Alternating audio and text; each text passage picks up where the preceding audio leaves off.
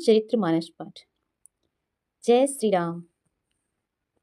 हीन अरिमीत हित सुनत जरहि खल रीति, जानी पानी जुग जोरी जन, बिनती करहि सप्रीति। सियावर देव गुरु की जय। दुष्टों की यह रीत है कि वे उदासीन शत्रु अथवा मित्र किसी का भी हित सुनकर जलते हैं। यह जानकर दोनों हाथ जोड़कर यह जन प्रेम पूर्वक उनके विनय करते हैं। मैं अपनी दिसि किन्हे निहारा, तिन्हे निज ओर न लाऊ बभोरा। बायस पलिहाहि अति अनुरागा, होहि निरामिस कबहु की कागा। बंदेउ संत असज्जन चरना, दुष्ट प्रद अभय बिछ कछु करना। बिछुरत एक प्राण हरि जेहि, मिलत एक दुख दारुण देहि। मैं अपनी ओर से विनती की है, परंतु वे अपनी ओर से कभी नहीं चूकेंगे।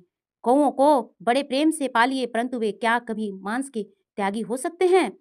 अब मैं संत और असंत दोनों के चरणों की वंदना करता हूँ। दोनों ही दुख देने वाले हैं, परंतु उनमें कुछ अंतर कहा गया है। वह अंतर है कि एक संत तो बिछुड़ते समय प्राण हर लेते हैं और दूसरे असंत मिलते हैं तब दारुण दुख देते हैं। अर्थात संतों का बिछुड़ना मरने के समान दुखदायी होता है और असंतों का मिलना। उपजहि एक संग जग माही, जलज जोक जिमि गुण बिल गाही। सुधा सुरा सम साधु असाधु, जनक एक जग जलधि अगाधु। भल अनभल निज निज कर तूति, लहज सुजस अपलोक विभूति। सुधा सुधा कर सुरसरि साधु, गलत अनल कलिमल सरि व्याधु। गुण अवगुण जानत सब कोई, जो जेहि भावनी की तेहि सोई।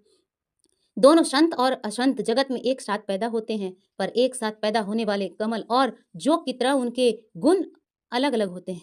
एक दर्शन और स्पर्श से दुख देता है, किंतु जोक शरीर का स्पर्श पाते ही रक्त चूसने लगती। साधु अमृत के समान मृत्यु रूपी संसार से उबारने वाला और साधु तिरा को समान मोह प्रमाद और जड़ता प्रदान करने वाला है। दोनों को उत्पन्न करने वाला जगत रूपी अगाध समुद्र का ही है। शास्त्रों में समुद्र मंथन से ही अमृत और मदिरा दोनों ही की उत्पत्ति बता गई है। भले और बुरे अपनी अपनी करनी के अनुसार सुंदर यश और अपयश की संपत्ति पाते। अमृत चंद्रमा गंगा जी और साधु एवं विष अग्नि कलयुग के पापों की नदी अर्थात कर्मनाश और